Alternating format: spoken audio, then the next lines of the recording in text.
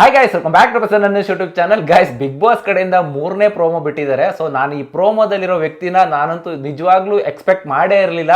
So ನಮಗೊಂಥರ big shock ಅಂತಾನೆ ಹೇಳ್ಬೋದು ಇಲ್ಲೇ. ಸೊ ಯಾವುದು ಪ್ರೋಮೋ, ಯಾರು ಬಂದಿದ್ದಾರೆ ಆ ವ್ಯಕ್ತಿ ಅಂತ ನೋಡ್ಕೊಂಬರೋಣ ಬನ್ನಿ ಇವಾಗ. ಸೊ ಅದಕ್ಕೂ ಮುಂಚೆ ಇನ್ನೂ ಚಾನಲ್ ಸಬ್ಸ್ಕ್ರೈಬ್ ಮಾಡ್ಕೊಂಡಿಲ್ಲ ದಯವಿಟ್ಟು ಚಾನಲ್ ಸಬ್ಸ್ಕ್ರೈಬ್ ಮಾಡ್ಕೊಂಡು ವಿಡಿಯೋಸ್ ನೋಡಿ ಅಂತ ಹೇಳ್ತಾ, ಸೊ ಬನ್ನಿ ಇವಾಗ ಪ್ರೋಮೋ ಪ್ಲೇ ಮಾಡ್ತೀನಿ. ಲೆಟ್ಸ್ ವೆಲ್ಕಮ್ ಕರಾವಳಿ. Oh my God. Rakshita Shetty ಅಡುಗೆ ತುಂಬಾ ಚೆನ್ನಾಗಿ ಮಾಡ್ತಿರ್ತಾವೆ. ಮೀನ್ ಸಾರಿಗೆ ಸಕ್ಕರೆ ಮೀನ್ ಸಾರಿ ಸಕ್ಕರೆ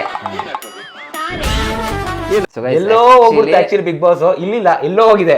ನಾನು ಅನ್ಕೊಂಡೇ ಇಲ್ಲ. ಐ ಮೀನ್ ನಾನೇ ಸ್ವಲ್ಪ ಬ್ಲ್ಯಾಂಕ್ ಆಗ್ಬಿಟ್ಟೆ. ಹೆಂಗೆ ಇದು, ಯಾವ ಕೋಟ ಇದು, ಯಾವ ಕಡೆಯಿಂದ ಅಂತ ನೋಡ್ತಾ ಇದೀನಿ. ಓಕೆ, ಒಂದ್ ಕಡೆ ಅವ್ರು ಹಾಕಿರೋ ಕ್ಯಾಪ್ಷನ್ ಮಾತ್ರ ಹೆವಿ ಆಗಿದೆ, ಸೈಕ್ ಆಗಿದೆ ಅಂತ ಹೇಳ್ಬೋದು. ಸೊ ಸೋಷಿಯಲ್ ಮೀಡಿಯಾದಲ್ಲಿ ಅಲೆಯನ್ನು ಮೂಡಿಸಿದ ಕರಾವಳಿ ಹುಡುಗಿ ಅಂತ ಹಾಕಿರೋದು, ಟ್ರೋಲ್ ಆಗಿದ್ದಂತ ಹುಡುಗಿ ಅಂತ ಹಾಕಿದ್ದಾರೆ. ಸೊ ಒಂದು ಟ್ರೋಲ್ ಆಗಿತ್ತು, ತುಂಬಾ ಕಾಂಟ್ರವರ್ಸೀಸ್ ಗಳಾಗಿತ್ತು. ಸೊ ಬನ್ನಿ ಮತ್ತೆ ಪ್ಲೇ ಮಾಡ್ತೀನಿ. ತಾರೈ, ಕೆಂಪು ಹುಂಚಿ, ಹನಿಸಿನ ಬೆಳ್ಳುಳ್ಳಿ ಎಲ್ಲ ಪೇಸ್ಟ್ ಮಾಡಿ ಅದೇ ಆಗುತ್ತಲ್ವಾ ರಸ. ಯಾವ ರಸ? ಇವತ್ತು ಮೀನ್ದು ಬೇಕಾ? ನಿಮ್ಮ ಅಡುಗೆ ತಿಂದು ತುಂಬಾ ಚೆನ್ನಾಗಿದೆ ಅಂತ ಹೇಳಿದವ್ರು ಯಾರು? ಅವರೇ ಯಾರು ತಿನ್ಬೇಕಷ್ಟೇ. ಇಲ್ಲ, ಬಟ್ ಆಕ್ಚುಲಿ ಕನ್ನಡ ಮಾತಾಡಕ್ ಟ್ರೈ ಮಾಡ್ತಾ ಇದ್ದಾರೆ, ಕನ್ನಡ ಮಾಡಕ್ ಟ್ರೈ ಮಾತಾಡ್ತಾ ಇದ್ದಾರೆ. ಖುಷಿ ವಿಚಾರ. ಆಕ್ಚುಲಿ ಇವರ ಒಂದಷ್ಟು ಸುಮಾರು ಒಂದು 6 ತಿಂಗಳಿಂದನೋ ಒಂದು ವರ್ಷದಿಂದನೋ ನಾನು ಇವರ ಒಂದು ವ್ಲಾಗ್ ನೋಡಿದ್ ನೆನಪು ನನಗೂ ಕೂಡ. ಅವಾಗ ಒಂದು ಕಾಂಟ್ರವರ್ಸಿ ಆಗಿತ್ತು, ಅದು ನಿಮ್ಗೆ ಗೊತ್ತಿತ್ತು ತುಂಬಾ ಜನಕ್ಕೆ. ಮೇ ಬಿ ಮುಂಬೈಯಲ್ಲಿ ಇದ್ದಿದ್ದು ಅನ್ಸುತ್ತೆ. ಅಂದ್ರೆ ಅಲ್ಲಿ ಇದ್ಕೊಂಡು ವ್ಲಾಗ್ ಮಾಡ್ತಾ ಇದ್ರು, ಆಮೇಲೆ ಅಲ್ಲಿ ಕನ್ನಡನೂ ಮಾತಾಡಕ್ ಸ್ಟಾರ್ಟ್ ಮಾಡ್ಕೊಂಡು ಸ್ವಲ್ಪ ಅಲ್ಲಿ. ಆಕ್ಚುಲಿ ಮಹಾರಾಷ್ಟ್ರದಲ್ಲಿ ಓದ್ಬೇಕಾದ್ರೆ ಇವರು ತುಳು ಫಸ್ಟ್ ವ್ಲಾಗ್ ಮಾಡ್ತಾ ಇದ್ರು. ಅದಾದ್ಮೇಲೆ ನೆಕ್ಸ್ಟ್ ಕನ್ನಡ ಇನ್ಫ್ಲುಯೆನ್ಸ್, ಕನ್ನಡನ ಸ್ವಲ್ಪ ಎಳ್ಕೊಳ್ಳೋ, ಯಾಕಂದ್ರೆ ಅವ್ರಿಗೆ ಬೇಕಲ್ಲ ವ್ಯೂಸ್ ಬೇಕು ಅಂದಾಗ ಈ ತರ ಒಂದಷ್ಟು ಪ್ರಯತ್ನಗಳು ಬೇರೆ ಭಾಷೆಯಿಂದ ಬಂದವರು ಇಲ್ಲಿ ಮಾಡಕ್ಕೆ ಟ್ರೈ ಮಾಡ್ತಾರೆ. ಮಾಡ್ಲಿ, ಬೇಜಾರಿಲ್ಲ ನಮಗೇನು, ಅದು ಖುಷಿ ವಿಚಾರನೆ. ಆಕ್ಚುಲಿ ನಮ್ಮ ಕನ್ನಡ ಯಾರು ಕಲಿದರು ಕಲಿಯಕ್ಕೆ ಟ್ರೈ ಮಾಡ್ತಾ ಇದಾರೆ ಅಂದಾಗ ತುಂಬಾ ಖುಷಿ ಆಗುತ್ತೆ.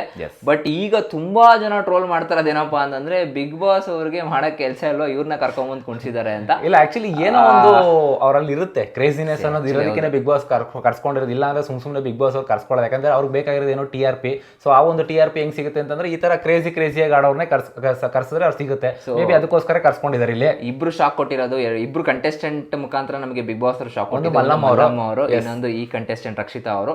ಸೊ ಎಲ್ಲೋ ಒಂದ್ ಕಡೆ ರಕ್ಷಿತಾ ಅವ್ರಿಗೆ ಚಿಕ್ಕ ಏಜು ಒಂದು ಒಳ್ಳೆ ಆಪರ್ಚುನಿಟಿ ಸಿಕ್ಕಿದೆ.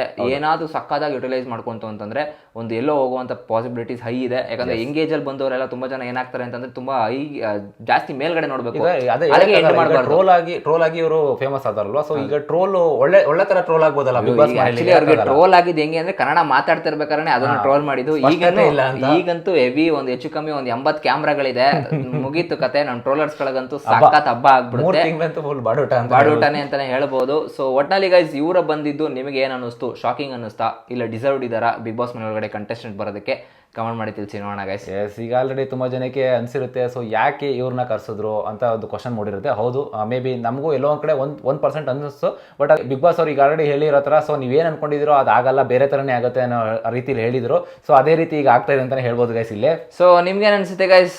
ಈ ಒಂದು ಕಂಟೆಸ್ಟೆಂಟ್ ಗಳನ್ನ ನೋಡಿದ್ಮೇಲೆ ತಲೆ ತಿರುಗ್ತಾ, ಅಂಡ್ ಎಸ್ಪೆಷಲಿ ನನಗಂತೂ ಒಂದ್ 2 ನಿಮಿಷ ಶಾಕ್ ಆದೆ. ಹೆಂಗೆ ಗುರು, ನಾವು ಅನ್ಕೊಂಡಿದ್ದು ಆಕ್ಚುಲಿ ನಮ್ಗೊಂದು ಲಿಸ್ಟ್ ಗಳು ಸಿಕ್ಕಿದಾಗ ಇದು ಇಲ್ಲೋಕೆ ಇಲ್ಲ, ಎಲ್ಲೋ ಒಂದ್ ಸ್ವಲ್ಪ ಹಿಂಟೆ ಬಂದಿಲ್ಲ. ಯಾಕಂದ್ರೆ ಇವರು ಇನ್ನೂ ಸದ್ಯಕ್ಕೆ ಬ್ರ್ಯಾಂಡ್ ಪ್ರೆಸೆಂಟ್ ಅಲ್ಲಿ ನಾನು ಆಕ್ಚುಲಿ ಇವ್ರ ಬ್ಲಾಗ್ಸ್ ಗಳು ನೋಡಿಲ್ಲ, ಎಲ್ಲೂ ಕೂಡ ಇವರು ಅಷ್ಟು ಟ್ರೋಲ್ ಆದಾಗ ಇದ್ರು ಅಷ್ಟೇ. ಒಂದ್ ಇಯರ್ ಹಿಂದೆನೆ ಟ್ರೋಲ್ ಆಗಿದ್ದು. ಅದೇ ನನಗೆ ಬಂದಿಲ್ಲ. ನನಗೆ ಪರ್ಸನಲ್ ಆಗಿ ಹೇಳ್ಬೇಕು ಅಂದ್ರೆ, ಈ ಕಂಟೆಸ್ಟೆಂಟ್ ಗಳ ಎಲ್ಲಿದ್ರು ಇವರು, ಯಾರು ಇವರು, ಹೆಂಗ್ ಹುಡ್ಕೊಂಡ್ ಬಂದ್ರು ಇವ್ರಿಗೆ, ನಂಗೆ ಅದು literally shock. But anyways, Bigg Boss ಮನೆ ಒಳಗಡೆ ಬಂದ್ಮೇಲೆ ಅವ್ರ ಆಟನ ಅವ್ರು ತೋರಿಸಬೇಕಾಗುತ್ತೆ. ಯಾಕಂದ್ರೆ ಕೆಲವೊಂದ್ಸತಿ ಏನಾಗುತ್ತೆ ಅಂತಂದ್ರೆ, ನಾವು ಅವ್ರನ್ನ ಏನು ಎಕ್ಸ್ಪೆಕ್ಟೇಷನ್ಸ್ ಇಲ್ದೇನೆ ಒಳಗಡೆ ಇರ್ತಾರೆ ಗೊತ್ತಾ.